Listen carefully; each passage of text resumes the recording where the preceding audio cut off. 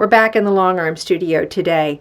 We're going to be working with alignment, how to align and set up an edge-to-edge quilt, how to realign when you've misaligned, how to start a quilt back up when you've thread's broken and you've stitched way past the design area. Now what do? How do you do if you have to shut down in the middle of a quilt and go to the next day, which you'll be doing with me. So you're basically going to be following me through quilt advancement, realignment, misalignment, thread breaks, and more, all the way through an edge-to-edge quilt. So let's get started. I wanted to show you how I set up an edge-to-edge. Now I've already loaded my backing, batting, and top, and I've basted my straight line to my batting and my backing, and then I've basted again a second line. It's hard to tell here, but I basted a second line along the edge of my quilt top to hold it into place. I've not yet done the sides, and I have done my test strip over here for my threads for my tension, so I've got that much established. But I wanted to note you the alignment of my machine to the edge of my quilt. It's just off the edge when I'm designing my edge-to-edge pattern. And then I'm going to make it just a little bit longer on the overall size. In fact, I can show you here. I'll swing up to the screen and do a refresh on my screen, and it's hard to tell, but I've got my whole screen laid out. My whole quilt is laid out. This one happens to be 72 by 70. That's the amount of space I've allotted to my edge to edge, but I go slightly larger than my overall pattern when stitching, because I want to make sure that when I'm doing my stitching, I'm getting the very edge of my fabric at the same time.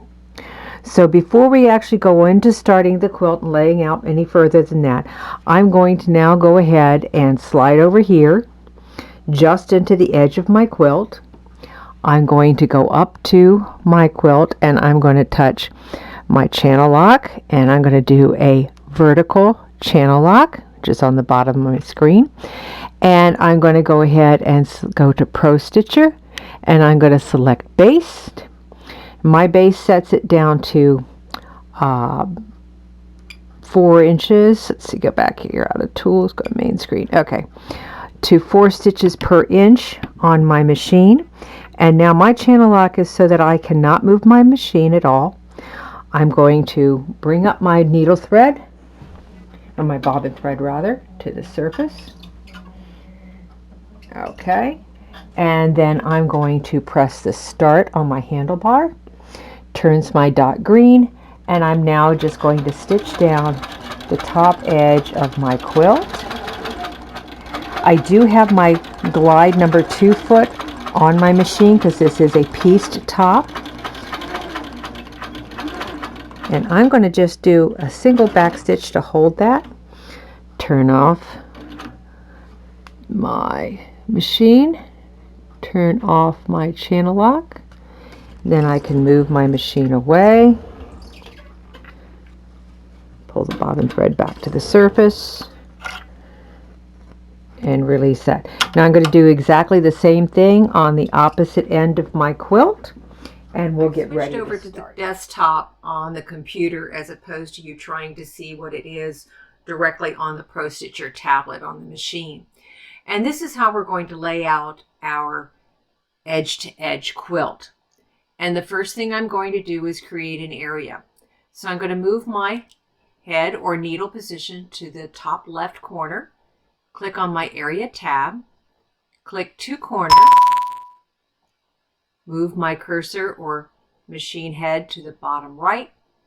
Click 2 corner again, and I have an area. Now, that's not the right size for my quilt.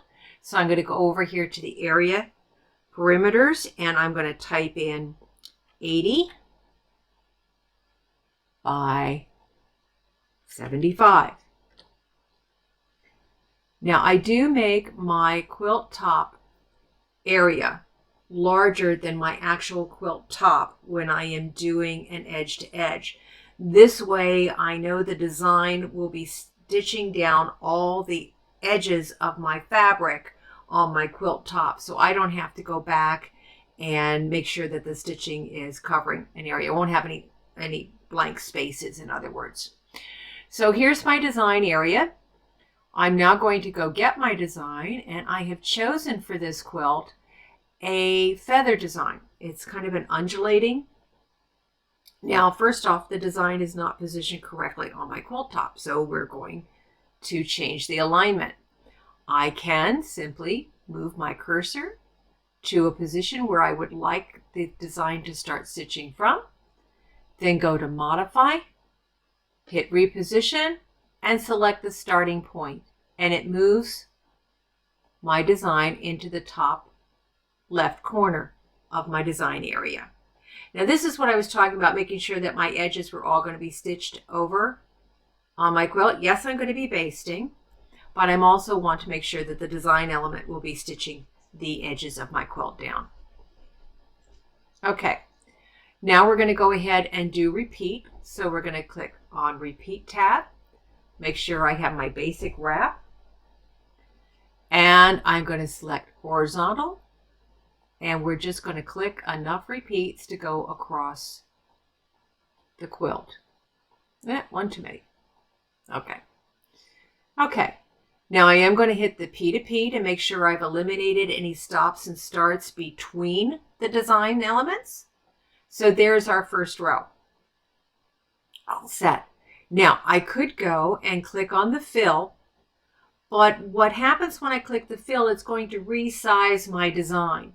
And I really do not want to resize the design. I'd prefer to keep the design the size that it is. I like to keep my designs on an edge to edge within 10 to 12 inches in height. That way I know, because I only have 14.5, 15 inches of stitching area, I know that when I get down towards the bottom part of my stitching here down at this part, all this fabric wound up onto my quilt bar will not make it so I can't make a pass. In other words, it won't be taking up so much space and my design is too large and I can't make a single pass. So I like to keep my designs under 12 inches. If I click fill, it could stretch and distort the design and I lose that control. So rather than do that, I will go ahead and go a vertical fill and click 1. Now, my spacing between the designs is a little larger than I want. I'll zoom in here so that you can see. I want to close that gap in, so I'm just going to minus this down until I get it the way I like. Yeah, it's pretty good, right like that. Okay, we're going to go back to full screen so you can see this again, and now we're just going to go ahead and keep clicking the repeats until I have my design area filled. Okay, so my design area is done. I'm not quite ready to stitch yet. A couple more steps. One of them is to baseline.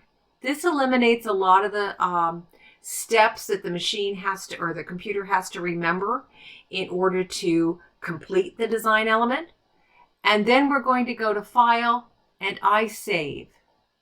And I'm going to save my workspace. Now I do this every single time I do a layout on a quilt. Even if it's a block, I'm going to save that initial block. If it's a border, I'm going to save the border. And I'm going to save the workspace as opposed to just saving the design. I want to save the entire workspace. That means it's going to save the area outline. It's going to save the design element itself, okay, and everything else that goes with it. So I'm just going to leave it at workspace 1, click Save. And you'll see why this becomes important as we go back and we want to realign. If you don't have the size saved, you're going to have to try and remember what size the design was if for some reason your thread breaks or your machine comes misaligned at some point, or if you just want to turn it off at the end of the day.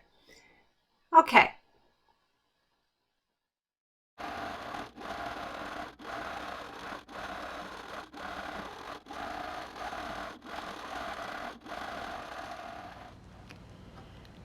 Don't forget to download that handout in just below in the description so that you'll be able to follow along with today's lesson.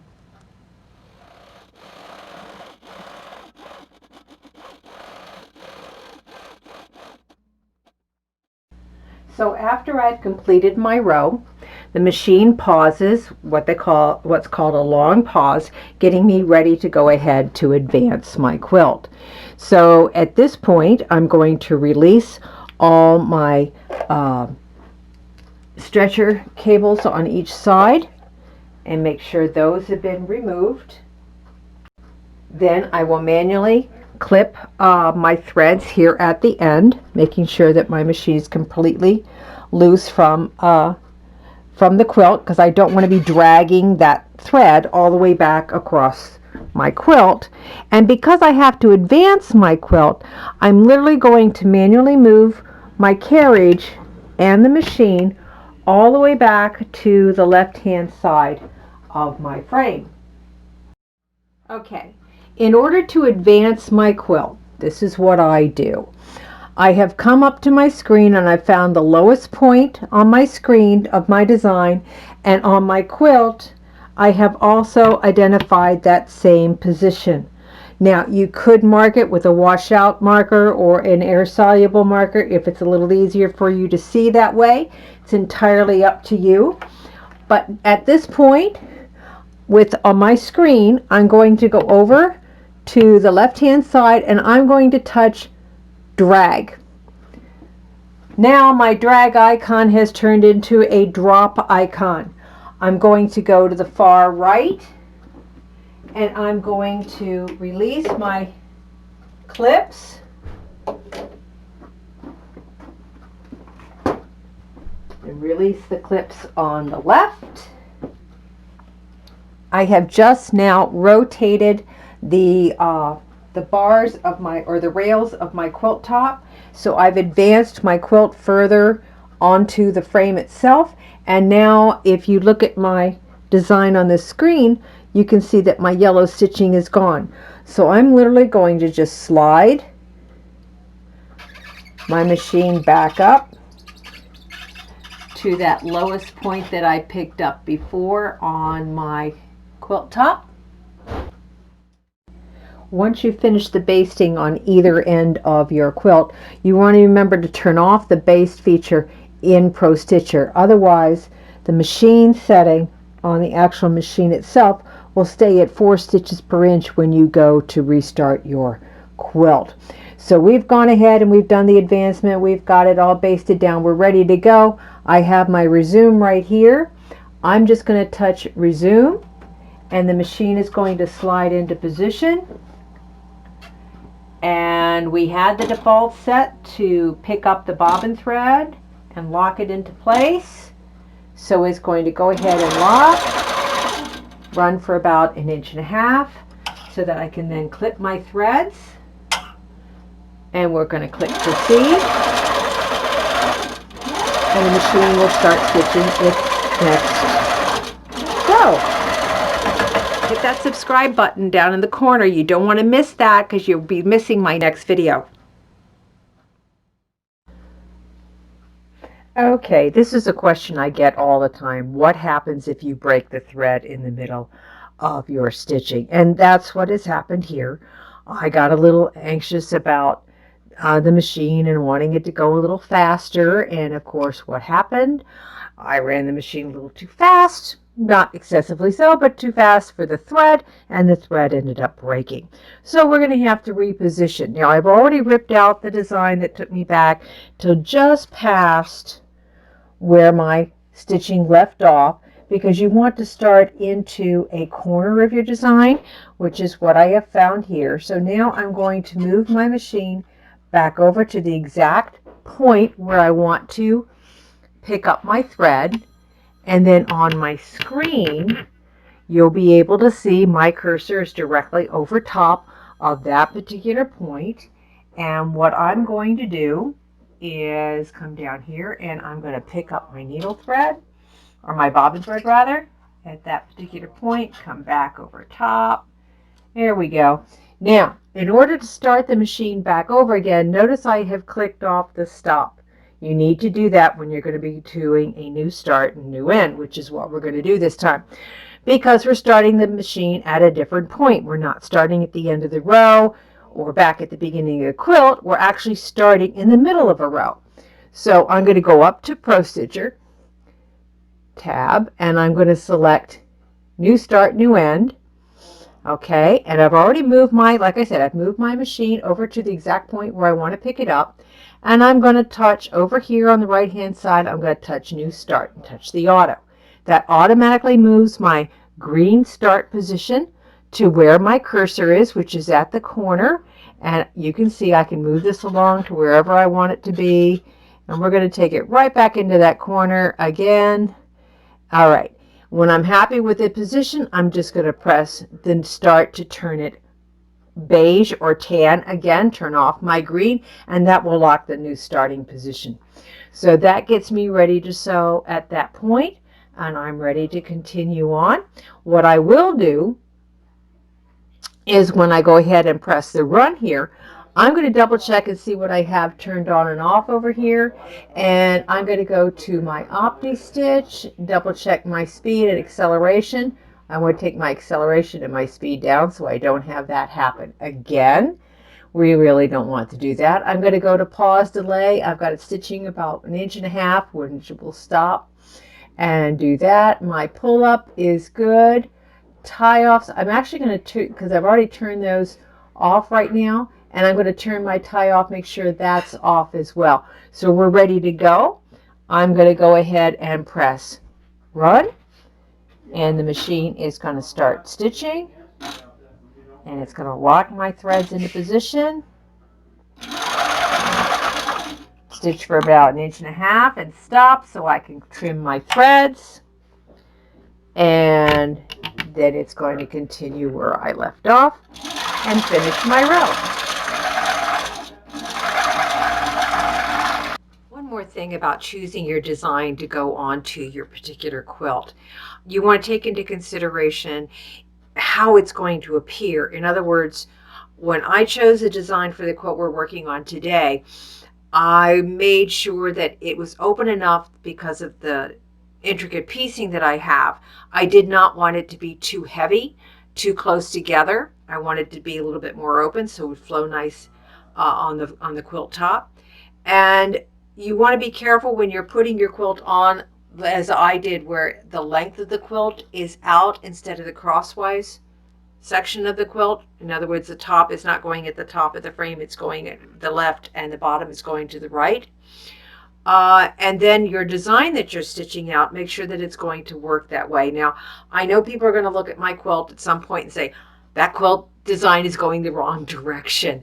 Well, that's the way I wanted it. It's a feather design, and I wanted it to flow down the mountains into the trees like snow was coming in or something, because it kind of looks like North Woods, the quilt does, that is. So I wanted to get that representation or that feeling into my quilt, and that's why I chose the pattern that I did. So you want to be careful which pattern you choose, how wide the design is, if it's going to fill too much of your space as you get more quilt on your quilt bar. That will take up the space in the harp of the machine, which is the inside place on your machine where everything is. And so you want to be careful on how that's going to lay out when you choose a pattern. You can do just about anything you want to do with your design. Now, I've shut mine off for today. We're at the end of today getting this all done. So I will pick this back up in the morning, and I will show you how to pick up and realign your quilt when you come back the next day. Don't forget to subscribe. You want to make sure you're up with all my new videos.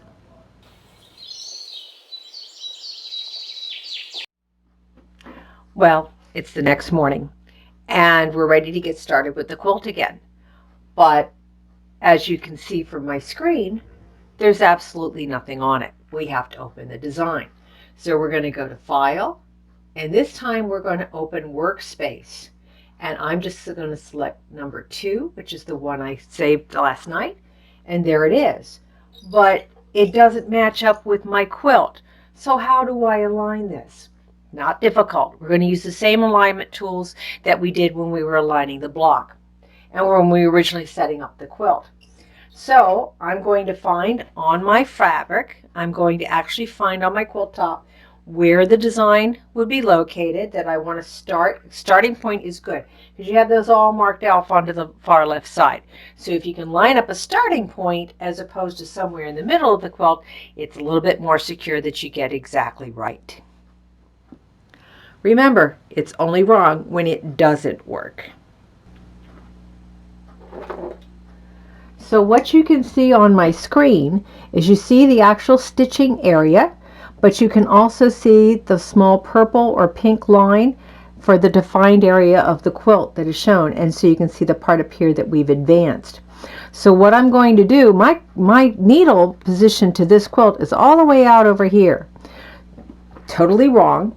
What I'm going to do is I'm going to slide over my needle position so that it's picking up the quilt. So I've got to move it all the way down here.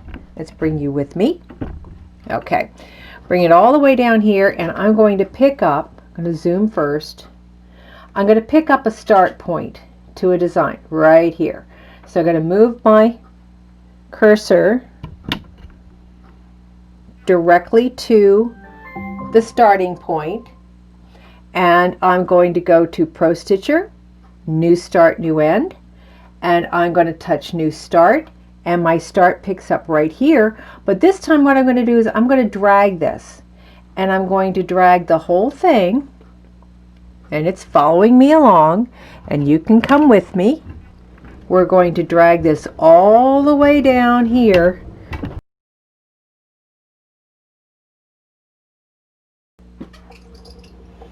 So we're going to just put this right up here where I have a starting point on my quilt for the design. Right there. And I'm going to drop it.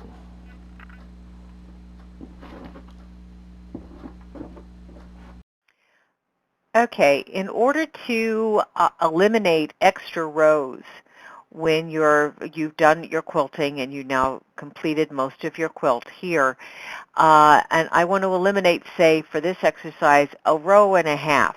Now, as I get to down to, say, this row, and I'm stitching across this row, and I'm noticing I've got too much stitching, this is when I'm going to make a determination about approximately how much of the stitching I need to remove in order to finish my quilt. To do this, for this exercise, I'm going to eliminate a row and a half of my stitching. How do you eliminate a row and a half? This is how we do it. I've already removed my original area, which was the outline for my quilt, and now I'm going to highlight by positioning my cursor or my crosshair or machine. You would be doing it with your machine. I'm doing it on the screen so that you can see it a little easier. And I'm going to just do a two-corner outline again. So just like we did when we first set up the quilt, I'm going to highlight the area with a two-corner. So you can see now where this last row and a half has been highlighted on my screen. Now to remove that, we're going to go to Modify, and we're going to go to Crop. I want to select Edges, and we're going to crop the inside. Now, so that you can see this, I'm going to zoom in, and you can see where we've just eliminated the stitching. If I don't have the edges selected as an option, can you see all the green and red dots that just appeared when I turned off the edges? That means the machine is going to start and stop and start and stop and start and stop and start and stop. So to eliminate that and to make it a continuous row all the way across by adding my edges feature, I've now, and I'm just going to go ahead and show you how this works out. We're going to show the area. I now have finished off that design area so that I don't have anything but a straight line joining the extra pieces of the design together. And that's how you finish off the quilt. I used a variegated thread on this particular quilt, and I think it looks really nice when it's finally done.